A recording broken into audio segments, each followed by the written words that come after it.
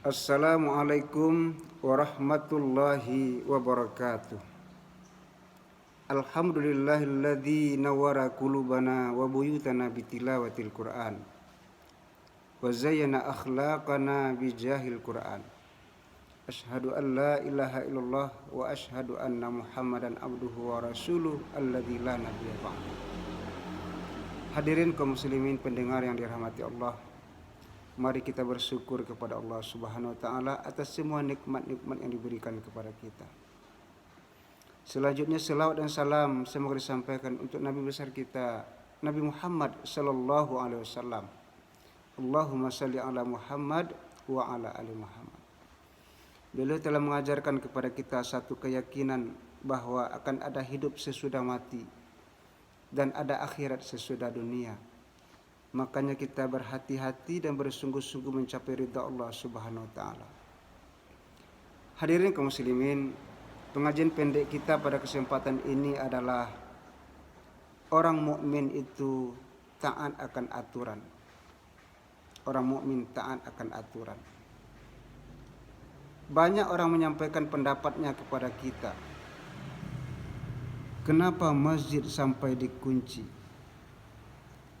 Jumatan tidak bisa. Begitu juga tarawehan kami tidak bisa masuk ke dalam masjid. Sementara di mal di luar sana banyak orang berkumpul, berbondong-bondong, berbelanja dan lain sebagainya. Kalaulah kita boleh menyampaikan sesuatu pula kepada orang yang bertanya itu, kita akan bertanya pula kepada mereka. Kalaulah ada sekelompok orang melaksanakan perbuatan dilarang oleh Allah Subhanahu wa taala, lantas apakah kita akan melaksanakan perbuatan yang sama pula dengan mereka? Tentunya tidak. Tetapi Ustaz, kami terharu sekali untuk melaksanakan salat bersama-sama di masjid. Kami rindu berkumpul kembali tadarusan bersama-sama di masjid. Menetes air mata ini ketika mendengarkan lantunan ayat-ayat Allah lewat menara masjid. Tetapi kami tidak bisa masuk ke dalamnya. Menetes air mata ini ketika lantunan azan dilafazkan oleh muazin kepada telinga kami. Begitu Ustaz. Kalaulah masih ada rasa itu di hati sanubari kita, ini suatu petanda bahwa keimanan kita masih kuat. Grafik iman kita masih terus meningkat. Akan tetapi hadirin kaum muslimin, untuk saat ini jangan dulu. Karena kita dihadapkan kepada sesuatu yang sangat besar, yang berdampak buruk kepada jiwa kita, keluarga kita, dan masyarakat kita, yaitu yang disebut dengan virus COVID-19. Agar kita bisa selamat dari virus itu, makanya kita sebagai seorang muslim yang beriman, yang taat kepada Allah Subhanahu wa taala dan rasulnya serta pemimpinnya, makanya orang mukmin itu taat akan aturan. Orang mukmin itu mau diatur untuk kesejahteraan dirinya, untuk masyarakat dan keluarganya. Tidak keras kepala. Kenapa kita mesti taat akan aturan itu? Hadirin pemirsa yang dirahmati Allah Subhanahu wa taala. Karena dampak virus itu luar biasa. Dia menghancurkan semua sendi-sendi kehidupan manusia. Bukan saja menghancurkan, mematikan fisik manusia, semua sendi kehidupan hancur, mati total. Katakanlah hubungan masyarakat, sosial kemasyarakatan. Hari ini orang tidak bisa lagi bersalaman, takut bersalaman. Hari ini orang mengatur jarak. Dan hari ini orang banyak berprasangka buruk kepada saudaranya. Dia akan beranggapan jangan-jangan orang itu terkena virus yang berbahaya. Ini dampaknya luar biasa. Kemudian kita lihat lagi dampak yang ditimbulkan dari segi ekonomi misalnya. Hampir semua lini kehidupan, usaha, pencaharian mati total, lumpuh total. Sebut apa saja. Hanya segelintir orang sajalah yang tidak berimbas kepada mata pencahariannya. Bahkan hari ini kita lihat, kita rasakan. Kemudian dari segi fisik, dampak yang ditimbulkan oleh virus ini adalah kematian. Belum ada obatnya sampai sekarang. Banyak orang menawarkan ini obat yang sangat baik, tetapi itu bukan obat sebenarnya. Tetapi itu sekedar imunitas saja, untuk menguatkan imun tubuh kita untuk menangkal virus itu. Dan itu berbahaya bagi diri kita, bukan diri kita saja, keluarga kita, dan juga orang lain. Kalau kita kena, orang lain pun bisa kena, tertular oleh penyakit yang ada pada diri kita. Itu berbahayanya. Kemudian kenapa kita taat aturan? Karena terbatasnya kemampuan tenaga medis yang akan mengurusi kita kalau kita sakit. Termasuk fasilitas rumah sakitnya misalnya, terbatas. Kalaulah sebagian besar kita ini terkena virus yang mematikan itu, siapa yang akan mengurus kita?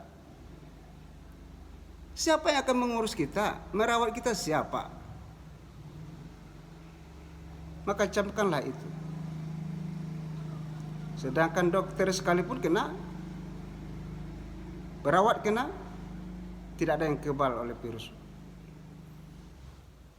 Kemudian kenapa kita taat aturan? Ini perintah agama kita, agama Islam. Apa perintah agama kita? Kata Rasulullah SAW, ketika kamu ada terjadi suatu wabah di suatu negeri, janganlah kamu keluar dari negeri itu dan jangan masuk ke negeri itu. Tepatlah rasanya apa yang diserukan oleh pemerintah kita hari ini. Apakah namanya PSBB? Apakah namanya karantina wilayah atau lockdown? Ini sejalan dengan perintah agama kita, ajaran Rasulullah Sallallahu Alaihi Wasallam. Hadirin kaum muslimin, makanya sebagai orang yang beriman, yang baik itu adalah orang yang taat akan aturan-aturan Allah Subhanahu Wa Taala. Tetapi sikap kita sebagai orang beriman, jangan takut menghadapi semua itu. Jangan takut menghadapi virus yang semacam itu. Kita harus kuat. Jangan cemas yang berlebihan. Tidak boleh. Karena itu merupakan bagian dari kehidupan kita. Selagi kita berada di dunia ini, maka itu akan ada pada diri kita. Dan Allah itu tegaskan dalam Al-Quranul Karim. Surah Al-Baqarah ayat 155 sampai 156 dan seterusnya. Sampai 157. Apa kata Allah Subhanahu wa taala? "Wala nabluwannakum bisyai'im minal khauf wal ju' wa naqsim minal amwali wal anfusi wath thamarat. Wa basyiris sabirin alladzina idza asabatuhum musibah qalu inna lillahi wa inna ilaihi raji'un."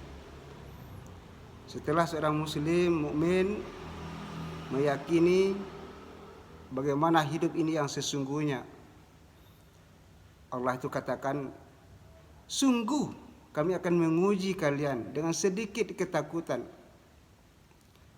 dengan sedikit kelaparan, kekurangan harta, kekurangan jiwa,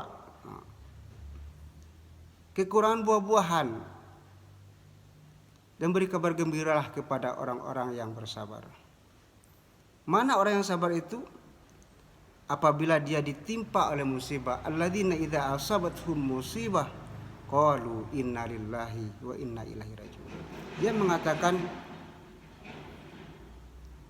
sesungguhnya milik Allah akan kembali kepada Allah Subhanahu wa taala. Itu kata kuncinya.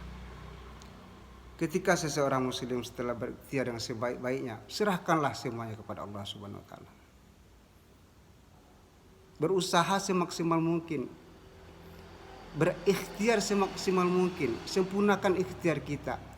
Ketika kita telah berikhtiar menjaga kesehatan kita, kita serahkan urusan kepada Allah. Kita harus terima takdir dan ketentuan Allah Subhanahu wa taala. Dalam satu hadis kursi dikatakan oleh Rasulullah sallallahu alaihi wasallam, "Man lam yarda bi qada'i wa lam yashkur bi ni'ma'i wa lam yasbir bi bala'i falyakhruj tahta as-sama'i wal yatlub rabban siwaya."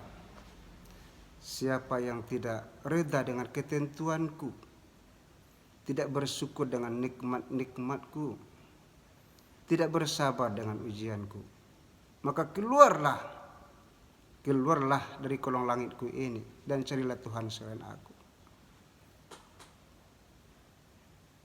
Dan bagi orang-orang yang beriman, setelah melakukan ikhtiar dengan sempurna demi keselamatan jiwanya, terjadi itu pada dirinya, maka Nabi berikan ganjaran kepada mereka. Apa kata Rasulullah sallallahu alaihi wasallam? "Ma yusibul muslima min nasabin wala wasabin wala hammin wala hazanin wala adhan wala ghammin hatta syauqatu yushakuha illa kafarallahu min khataya." Ketika seorang muslim itu ditimpa oleh kelelahan atau ditimpa oleh penyakit, terkena kekhawatiran dan kesedihan, kegalauan dalam jiwanya, sampai-sampai dia tertusuk oleh duri sekalipun, maka itu akan menghapus dosa-dosanya. Dengan satu syarat, dia rida dengan ketentuan Allah Subhanahu wa taala setelah melalui tahapan ikhtiar dengan sempurna. Ketika kita telah mentaati semua aturan-aturan itu dan juga mengena kepada diri kita, maka itu adalah bagian ketentuan atau takdir dari Allah Subhanahu wa taala kepada diri kita. Maka camkanlah. Assalamualaikum warahmatullahi wabarakatuh.